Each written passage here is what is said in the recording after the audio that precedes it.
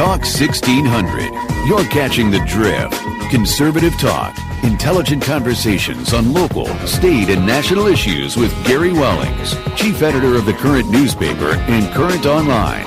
Join in the conversation at 734-822-1600. And now, your host, Gary Wellings. Hey, and good Saturday afternoon. Thanks for tuning in to catch our drift. Joining me in studio, Ed Bonderenka. Hey, he's back. I'm back. Feels good, kind of.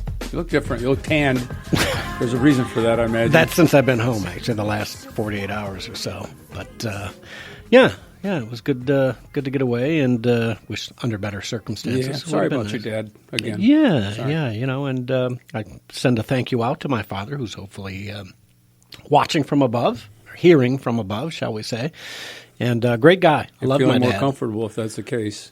Yeah, well, I know he's with in a better place with a lot of great people. And, so it's going to be fine. He went peacefully. If I could go peacefully that last 24 hours like that, I guess I'd be happy too. When I go, I want to go peacefully in my sleep like my grandfather did. He died in his sleep and peacefully, unlike the people who were in the car he was driving. I love that gag. Really? Did you just go there like that? Sorry. Okay, well, welcome to The Drift, and what we do every Saturday is go over the news that I put on thedailydrift.com, www.thedailydrift.com. It's the news you need to know. Just like that, see? And back in the groove. Yeah, so thanks for filling in the last 3 weeks, you and Alex and Pastor Rick coming in and helping out. So, Alex did a fine job. We like having Alex on. Well, we got a ton of stuff to cover today, and you can email me, Gary, at thedailydrift.com if you want to send a comment or you don't feel like calling into the show. But if you do, 734-822-1600. It's your show as much as ours. So please call in if you got something you want to talk about, and we're not there yet. And the first thing you wanted to start with was citizenship. Oh, yeah, before we did it. See, that's how I'm out of practice. This portion of the program brought to you by AAA Service Network. AAA-servicenetwork.com. You can get coupons in the Current. Look at those coupons. Yeah. And AC repair. Yes. ANC heating systems, water heater replacement, drain and sewer cleaning, sump pump service, water softeners, appliance service, water heaters, plumbing service. They do it all. And you can reach them at 810-226-0047. That's 810-226-0047, AAA Service Network, or you can go to aaaservicenetwork.com. But you can get the coupons right at thecurrentonline.com, COURANT online.com. Yep. Ed's a great guy. Call him up. He's got all kinds of good services and professionals working for him. So yep, that's the other Ed. That's not this Ed, but the other Ed. Yes. Yep. Okay. So first thing we're going to start with, you wanted to talk a little bit about the census citizenship question. On the citizen question. Yeah, that's it. Something Citizen like that. question on the census for 2020. Yes. Okay. So you're unhappy? Well, we talked about it with Bill Federer last week about whether Trump even had to pay attention to the courts on this issue. The whole fact that the Supreme Court says you can ask that question, we just don't like the reason you're asking. What kind of a response is that? So then they bump it down to this lower court, and then the lower court says, oh, you can't change your legal team, which is totally unprecedented. So, Trump, in my view, in the view of many others, is totally in his wheelhouse to just say, we're printing the question. And if goes to the printers, I don't care if there's an injunction or not. You just say, screw the injunction. You print the census questionnaire, and then if somebody else wants to call in the military to stop you or to recall everything you've mailed out. In other words, who is going to enforce this bogus court ruling that's going to stop us from doing something we've done for a couple hundred years? Right. Yeah, because it only came off in 2010? Yes, when Obama pulled it off, right? Right. And then we can still ask, hey, how many toilets you got in your house? How many gallons per flush are they? By the way, what color are you? How many people of queer identification do you have in your house? I mean, wow. They can ask everything but your citizenship. And so that brings it down to the basics. The Democrats don't want to know how many illegals are in the country. They don't want to identify them, right? Boils down to it, yeah. Because simply put, and we've heard it from just about every conservative host in the country at this point, it's the Democrats' way of getting more positions in liberal areas because they know most illegals will vote Democrat thinking they're going to get something for free. And once again, like we were saying, the census counts persons, it doesn't count citizens. And the number of persons jacks up the number of people in a district.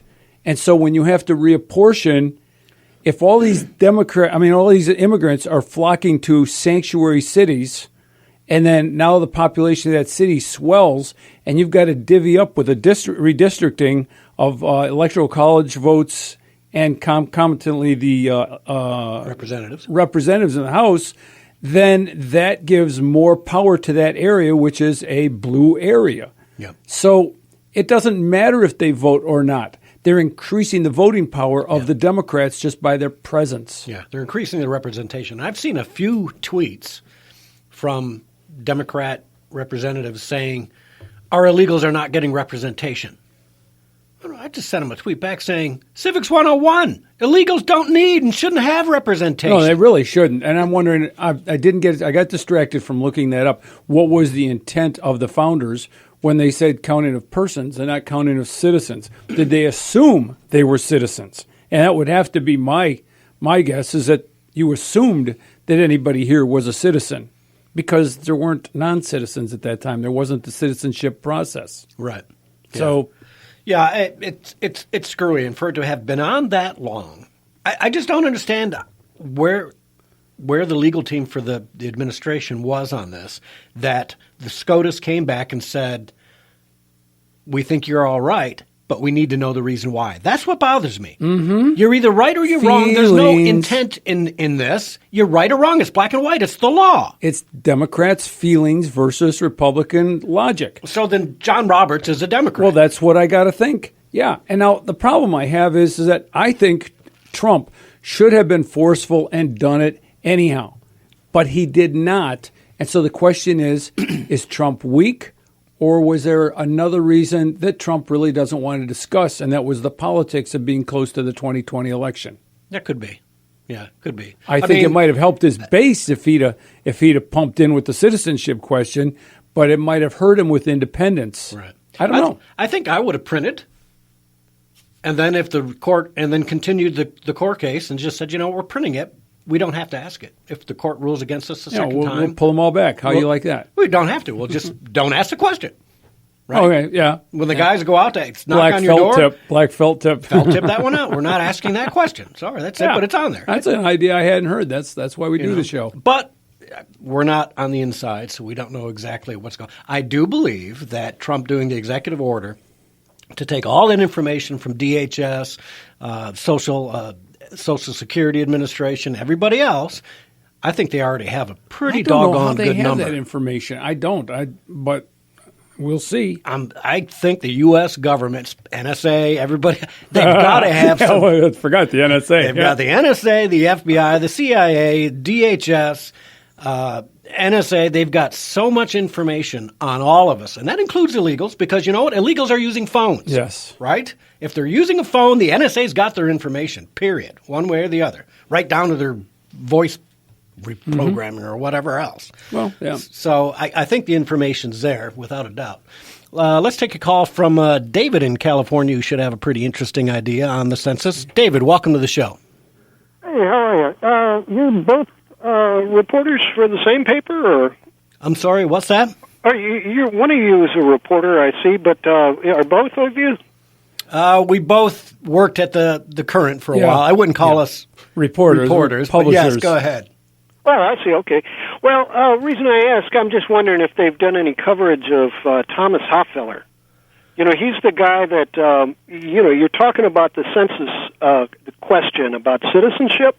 Yeah. Well, it turns out not only is it a scam, but that it was an inaccurate scam. So it's interesting. The GOP believed this guy Thomas Hoffeller. And by the way, has the newspaper covered him? No, we haven't. No, we're a local community paper here in Michigan. So, well, this all revolves around Thomas Hoffeller's. He's a guy that gerrymanders districts. Oh, and actually, he died just about a year ago. He died, And when he died, he left all his records, and his daughter discovered that this citizenship question was a scam. Racially biased. Yes, exactly. That's right. I know who you're talking. I knew I'd heard the name, and I couldn't place it. But yeah, he's the guy they found it on his hard drive, that his motivation was to actually push illegal immigrants away from, or even legal immigrants away from the census. Yeah, I understand what you're talking about. Which defies the tax. America was founded on taxation with representation. And the best way that we can get taxation with representation is to have an honest census. And so what Thomas Hoffeller figured out inaccurately, he made a great mistake when he did it, but he claimed that if you asked an intrusive question, then you wouldn't get truthful answers, and then you would defy the taxation with representation. So you would be able to cheat districts, and by doing that, you could then gerrymander. And so this Thomas Hoffeller not only was a traitor, but he was a fool of a traitor. And he basically, there's an article that came out, and I think it's called Facing South magazine. And it's like a Southern Traditions magazine, and they looked at Hoffeller's logic and discovered that they would actually lose seats by asking that question instead of gaining seats. So like Alabama would lose a seat, Texas would probably lose 2 seats, I think Georgia would lose 2 seats. If you look for this Facing South magazine, there's an editorial about Hoffeller. Okay. Well, I understand what you're talking about because, I had read about Hoffeller and the fact that when they went through his stuff and they found his writings on his hard drive, that actually became the basis for this Supreme Court decision that the motives were wrong, that there were wrongful motives to this asking the census question. But really, just because one guy's motives were wrong or one guy was... No, it wasn't one guy's. It was that he ended up tricking the Republicans into sending an army of lawyers to the Supreme Court to lie for their tricked motives, but the tricked motives were stupid to begin with because it would end up losing Republican seats. Well, I take it you were opposed to the citizenship question then, right? Well, yeah, because I'm an American, and I like to know how many people are in my city so that the sewer department knows how much to flush through, the water department knows how to deal with it, the roads and bridges are built right. If there's an extra 10,000 or 40,000 people in my town that are being ignored, then that's screwing the taxpayers, because that means that, say, like if they have to buy so much road tar per year, and it turns out there's 10,000 more cars per day on that road tar, that means that we have to go into cost overruns on road tar. Yes, but they're here illegally. I understand. Change the need to know how much road tar you need to buy per year, or do the guys that sell road tar have a vested interest in screwing us? Yeah. So I see your point, David, and it's kind of a good point. And maybe, Ed, this is why Trump said, you know what? Let's do it without it because I can get better information.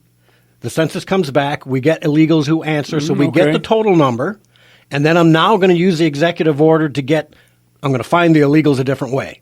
Because I see maybe this that makes sense. I see this as caving into, we know they're here and we're just going to ignore that they're here. That's what I saw this as a kind of a caving into. I think the executive order belays that, though, because now he's saying, I'm going after and I'm going to find the illegals. David, I'm so glad you called in with this question. But the next layer of this is the true conservatives. Do we, America had a foundation of strength because we were basically attracting the revolutionaries of the world to come here.